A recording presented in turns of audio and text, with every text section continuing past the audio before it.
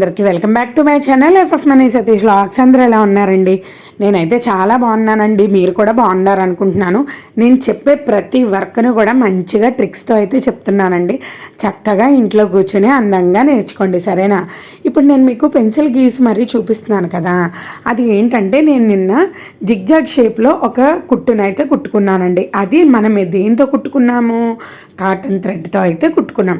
And ఈ రోజు వచ్చేసరికి మనం సిల్క్ థ్రెడ్తో అయితే యూజ్ చేసి కుట్టుకుందాం, సరేనా? అండ్ నిన్న కుట్టుకున్నది జిగ్జాగ్ షేప్లో ఒకటి, అండ్ ఇప్పుడు నేను గీస్తున్నాను కదా, జస్ట్ ఒకటే వేలో అనమాట. రైట్ సైడ్ అయితే రైట్ సైడ్, లెఫ్ట్ సైడ్ అయితే లెఫ్ట్ సైడ్. మనకి ఇటు సైడ్ కావాలంటే అటు సైడ్ అయితే కుట్టుకోవడం జరిగిందనమాట. అండ్ ఎలాంటి కుట్లు ఎప్పుడు అంటే ఎలాంటి వర్క్స్లో వాడుకోవాలనేది కూడా నేను మీకు క్లియర్గా చెప్తానండి. మీరు చివరి వరకు చూసారనుకోండి, మీకు నేను ఏం చెప్తున్నాను అనేది క్లియర్గా అర్థమవుతుంది. అండ్ వర్క్ నేర్చుకోవాలనే ఇంటెన్షన్ ఉన్న వాళ్ళైతే మాత్రం అస్సలు మిస్ చేసుకోవద్దు.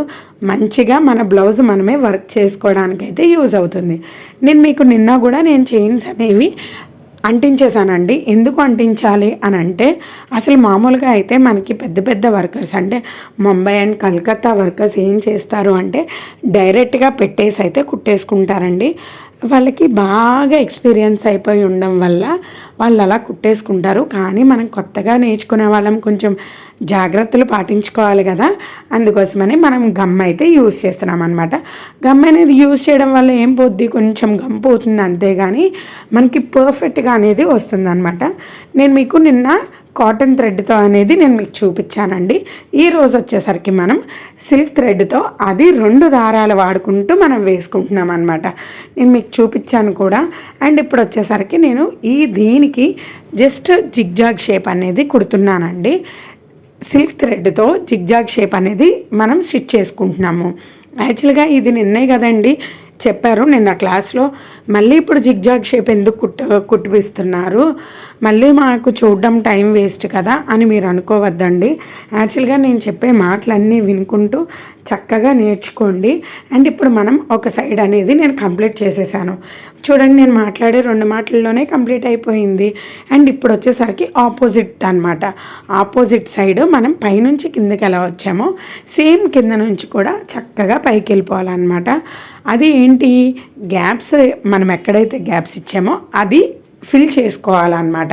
నేను మీకు రెండోసారి పెన్సిల్తో గీసి చూపించానే, సేమ్ అట్లానే ఫిల్ చేసుకుని అయితే వెళ్ళిపోవాలండి. యాక్చువల్గా నేను మీకు నిన్నే చెప్పాను, నేను 2 వీడియోస్ కూడా నేను చూపిస్తా. 2 టైప్స్ ఆఫ్ మోడల్స్ ఆల్రెడీ చూపించాను. అండ్ 3 and 4 చూపిస్తాను అని అన్నాను కదండి. ఇప్పుడు నేను చూపించేది ఇదే అనమాట. పైనుంచి ఏ విధంగా అయితే వచ్చామో కింద నుంచి కూడా అదే విధంగా వెళ్ళిపోతే దాని కుట్ట అనేది మంచిగా నీట్గా వస్తుంది. ఒక్కటి కూడా వదలకండి, అంటే ఒక స్టోన్ పీస్ను కూడా వదలకండి. ప్రతి దానికి కూడా టాకే వేసుకుంటూ వెళ్తే దాని చుట్టూరు కూడా ఏదో వర్క్ చేశారు అన్నట్టుగా ఉంటుందన్నమాట మనం దూరం నుంచి చూసేటప్పుడు. ఇంకా చూడండి, నాట్ అనేది నేను ఎలా వేస్తున్నానో. జస్ట్ అది కంప్లీట్ అయిపోయింది. కంప్లీట్ అయ్యాక దానికి స్క్వేర్ ఎడ్జెస్ అనేవి నేను ఇచ్చేసాను, కార్నర్స్ అనేవి ఇచ్చేసి ఇంకా నేను 3 అయితే వేసేసుకున్నాను అనమాట. ఇంతేనండి, చాలా సింపుల్ అండి. మీరు వర్క్ నేర్చుకుంటే చాలా ఈజీగా నేర్చేసుకుంటారు. నేను ఎప్పుడూ చెప్తూ ఉంటాను కదా, మన బ్లౌజ్కి మనం వేసుకుంటే వేరే లెవెల్లా ఉంటుందని. ఆల్రెడీ మన దగ్గర మన ఛానల్ చూసి నేర్చుకునే వాళ్ళు ఇవాళ ఒకరైతే బ్లౌజ్ కూడా కుట్టారండి, పాడేరు నుంచి లక్ష్మి గారు.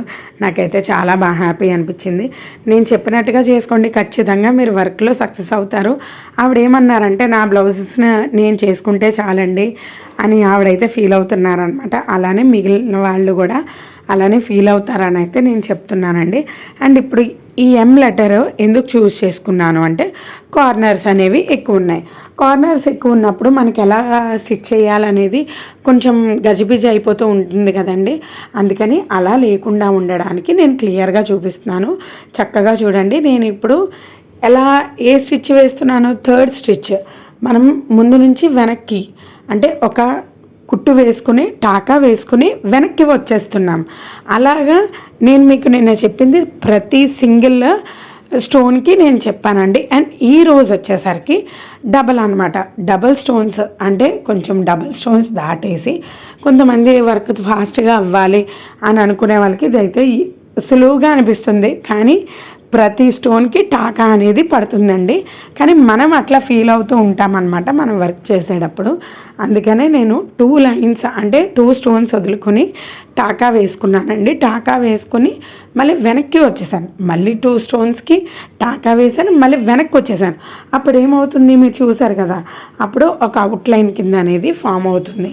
అండ్ ఇప్పుడు ఇంకొకసారి చూడండి, నేను లోపల నుంచి ఇప్పుడు బయటికి 2 లైన్స్ 2 స్టోన్స్ గ్యాప్ ఇచ్చి ఎలా వేసుకున్నానో అదేవిధంగా లోపల సైడ్ అనమాట, ఎంకి లోపల సైడ్ ఏదైతే మనం సింగిల్ స్టోన్ వదిలేసాం కదా, బీడ్ అని వచ్చేస్తుందండి. బీడ్స్ ఎక్కువ యూజ్ చేస్తున్నాం కదా, బీడ్స్ అనేది వచ్చేస్తుంది అనమాట. మనం ఏదైతే సింగిల్గా ఎక్కడైతే వదిలామో అంటే రెండుటిని కలిపి ఒక కుట్టు కింద వేసాం కదా, ఇప్పుడు ఆ రెండుటిని అంటే ఏదైతే మనం వదిలేసామో రెండిట్ల మధ్యలో ఒక దాన్ని ఇప్పుడు దాని వైపుకి అయితే కుట్టు వేసుకుని అయితే మనం వర్క్ అనేది చేసుకోవాలండి. అప్పుడు ఏమవుతుంది, రెండింటికి కూడా టాకాలు అనేవి అంటే ప్రతి సింగిల్ స్టోన్కి కూడా టాకాలు అనేవి పడుతున్నాయి అన్నమాట. అదండి ఈరోజు మన వీడియో మీకు క్లియర్గా అర్థమైందని అనుకుంటున్నాను. మళ్ళీ ఇంకొకసారి చెప్తున్నాను, నేను చూడండి. జస్ట్ మనం ఇప్పుడు ఎం అనే అక్షరానికి నేను 2 స్టోన్స్ వదులుకొని టాకా వేయడం జరిగిందండి. అదేవిధంగా మనం ఎండింగ్ పాయింట్కి అనేది వచ్చేసాము.